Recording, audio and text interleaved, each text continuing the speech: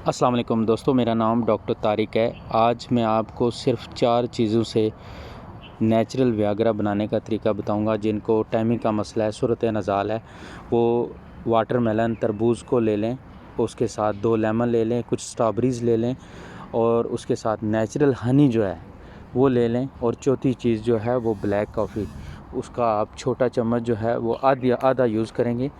ये चीज़ें आप लेके बनाने का तरीका ये है कि वाटरमेलन और स्ट्रॉबेरीज़ को आपस में मिक्स कर लें, उसका जूस बना लें, शेक बनाकर उसमें आपने लीमू को मिक्स करना है। ये जो लीमू है वो उसमें मिक्स कर दें और उसमें फिर आपने हनी शायद जो है उसकी छोटी चम्मच डालनी है और ब्लैक कॉफ़ी जो है उसकी आधी चम्मच डालनी है। तो मेरी ये गारंटी है, जिन लोगों को टाइमिंग का मसला है सूरत नज़ाल का, वो 100% जो है वो बिल्कुल ठीक हो सकते हैं। 1 घंटा पहले आप इस्तेमाल करें, इंशाल्लाह अच्छा रिज़ल्ट मिलेगा।